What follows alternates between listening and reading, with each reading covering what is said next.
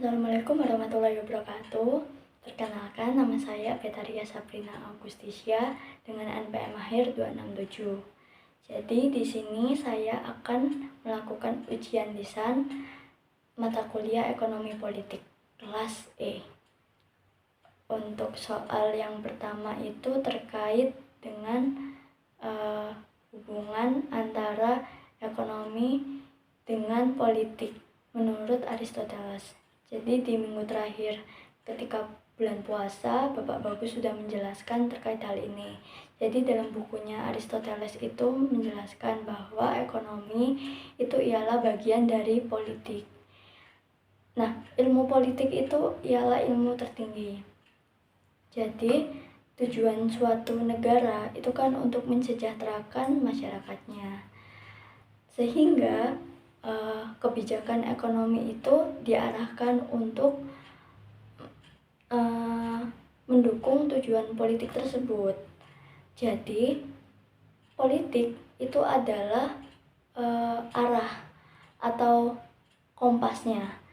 Nah, sedangkan kalau ekonomi itu merupakan tools atau alat untuk mewujudkan kesejahteraan tersebut. Terus lanjut di soal nomor 2, itu terkait perbedaan mendasar ya antara merkantilisme dengan liberalisme klasik, terutama pada peran negara dalam perekonomian. Nah, merkantilisme ini adalah negara yang menolak ukur suatu kekayaan itu dari banyaknya emas atau perak yang dimiliki oleh negara tersebut. Nah, merkantilisme ini juga memiliki 3 semboyan. Yang pertama itu adalah gold, emas. Terus yang kedua itu glory atau kekuasaan. Yang ketiga itu gospel, kepercayaan atau keyakinan. Nah, negara yang menganut sistem merkantilisme ini adalah negara yang mengatur perdagangan dan intervensi ekonomi, seperti itu. Selanjutnya, kalau yang negara menganut sistem liberalisme klasik yang dikemukakan oleh Adam Smith itu menekankan bahwa negara itu memiliki kebebasan pasar. Jadi kekayaan negara itu diukur dari banyaknya produksi barang atau jasa yang dimiliki oleh negara tersebut. Seperti Cina ya, saat ini itu Cina kan produksi barangnya terbanyak ya di dunia. Bahkan perangkat elektronik yang saat ini kita miliki, saat ini kita pakai itu kebanyakan berasal dari Cina. Maka dari itu Cina adalah salah satu contoh negara yang menganut sistem liberalisme klasik. Nah, sistem ini itu juga memiliki prinsip.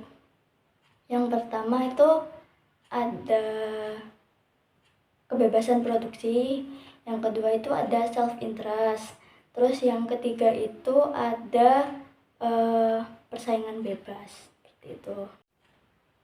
Selanjutnya untuk jawaban nomor 3, yaitu terkait pengertian invisible hand menurut Adam Smith, di mana invisible hand ini merupakan konsep bahwa kepentingan individu itu secara otomatis bisa mensejahterakan masyarakat melalui mekanisme pasar. Nah, jadi suatu negara itu tidak perlu terlalu ikut campur, tapi negara tersebut tetap harus berperan untuk mengawasi supaya dapat mencegah terjadinya monopoli atau ketimpangan, seperti itu. Selanjutnya untuk jawaban yang nomor 4 terkait kritik Karl Marx terhadap kapitalisme. Karena kapitalisme itu menyebabkan akumulasi kapital bagi kelompok borjuis atau kelompok kaya. Nah, dan juga menyebabkan ketimpangan sosial pada kelompok proletar atau kelompok miskin. Selain itu, sistem ini juga dianggap mengeksploitasi tenaga kerja. Nah, maka dari itu, Karl Marx itu menawarkan yang namanya sistem sosialisme agar distribusi sumber dayanya itu lebih merata seperti itu. Selanjutnya di nomor 5 ini terkait perbandingan ekonomi liberal dengan sosialis. Jadi kita lihat di perbedaannya terlebih dahulu. Kalau ekonomi liberal itu kan lebih ke kebebasan pasar, dan peran negara di ekonomi liberal ini sangat terbatas.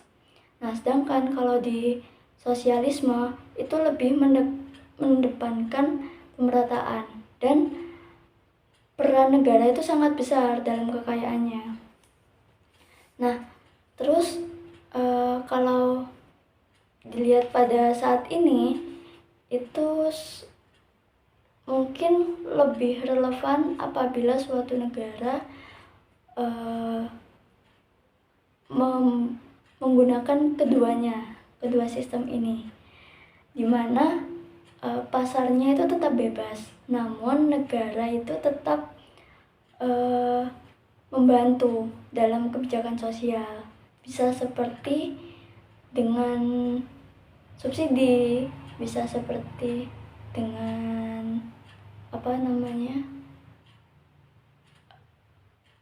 pelayanan publik juga bisa, terus bisa seperti bantuan sosial juga, seperti itu. Mungkin sekian penjelasan dari saya terkait 5 soal tersebut. Kurang lebihnya mohon maaf. Semoga saya mendapatkan nilai yang memuaskan. Amin. Terima kasih atas perhatiannya. Wassalamualaikum warahmatullahi wabarakatuh.